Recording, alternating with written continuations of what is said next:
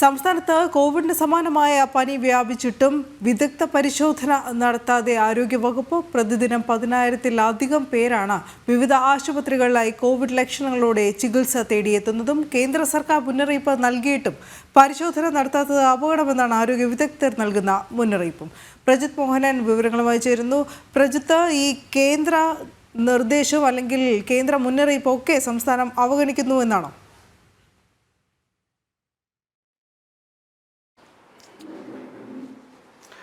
അങ്ങനെ തന്നെ പറയേണ്ടി വരും അനു. കാരണം ജാഗ്രത പാലിക്കണമെന്നുള്ള നിർദ്ദേശം നേരത്തെ തന്നെ കേന്ദ്രം നൽകിയിട്ടുണ്ട്. പക്ഷേ സംസ്ഥാനത്ത് ആ നിർദ്ദേശം കാര്യക്ഷമമായി നടപ്പിലാക്കാത്തൊരു സാഹചര്യത്തിലേക്കാണ് പോകുന്നത്. കാരണം ഇത്രയധികം പനിബാധിതരുടെ എണ്ണം ഉണ്ടായിട്ടും അതിൽ പലർക്കും ഈ പറയുന്ന കോവിഡ് രോഗലക്ഷണങ്ങൾ ഉണ്ടായിട്ട് കൂടി കൃത്യമായ പരിശോധന, വിദഗ്ധ പരിശോധന നടത്താൻ ആരോഗ്യവകുപ്പ് തയ്യാറാകുന്നില്ല എന്നുള്ളതാണ് ഏറ്റവും പ്രധാനപ്പെട്ട പ്രശ്നം. നേരത്തെ തന്നെ കേന്ദ്രത്തിന്റെ മുന്നറിയിപ്പ് ഉണ്ടായിരുന്നു. പ്രത്യേകിച്ച് കോവിഡ് രോഗലക്ഷണങ്ങളുമായി ആശുപത്രിയിൽ ആളുകൾ എത്തുകയാണെങ്കിൽ കൂടുതൽ സാമ്പിളുകളൊക്കെ ശേഖരിച്ച് പരിശോധനകളൊക്കെ നടത്തേണ്ട ഉത്തരവാദിത്വം സംസ്ഥാന ആരോഗ്യവകുപ്പിനുണ്ട് എന്നുള്ളത്.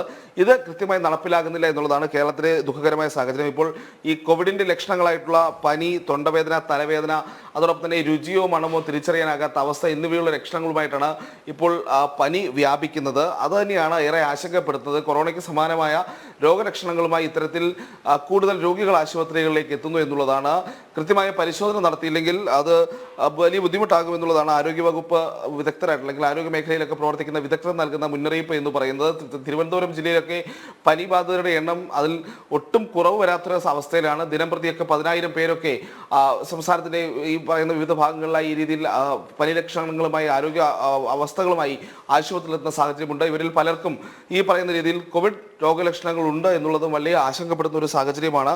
ഈ കോവിഡിനെതിരെ വാക്സിൻ സ്വീകരിച്ച ശേഷവും ഒരിടവേളയ്ക്ക് ശേഷം വീണ്ടും ഈ രീതിയിൽ ഈ സമാനമായ രോഗലക്ഷണങ്ങളുടെ പനി ബാധിക്കുന്നത് ആരോഗ്യ വിദഗ്ധർ തന്നെ പലതവണ മുന്നറിയിപ്പ് നൽകിയിട്ടുള്ളതാണ്. കേന്ദ്രം ഈ രീതിയിൽ ജാഗ്രത വേണമെന്നുള്ള നിർദ്ദേശം നൽകിയിട്ടുള്ളതാണ്. പക്ഷേ സംസ്ഥാനത്ത് കൃത്യമായ പരിശോധനകളും നിരീക്ഷണവും ഇക്കാര്യത്തിൽ നടക്കുന്നില്ല എന്നുള്ളതാണ് ഏറ്റവും പ്രധാനപ്പെട്ട കാര്യം. മറ്റൊരു സാഹചര്യത്തിലേക്ക് പോകാതെ ഈ പരിശോധനകളൊക്കെ നടത്തി ഇതിന്റെ കാരണങ്ങളൊക്കെ കണ്ടെത്തി അല്ലെങ്കിൽ ഈ പനി വ്യാപിക്കുന്നതിന് മറ്റെന്തെങ്കിലും അടിസ്ഥാനപരമായ കാരണങ്ങളുണ്ടോ എന്ന് നോക്കിയിട്ടുള്ള പരിശോധനകളൊക്കെ ഉണ്ടാകണമെന്നുള്ളതാണ് ആരോഗ്യരംഗത്ത് പ്രവർത്തിക്കുന്ന വിദഗ്ധർ നൽകുന്ന മുന്നറിയിപ്പുകൾ. അനു.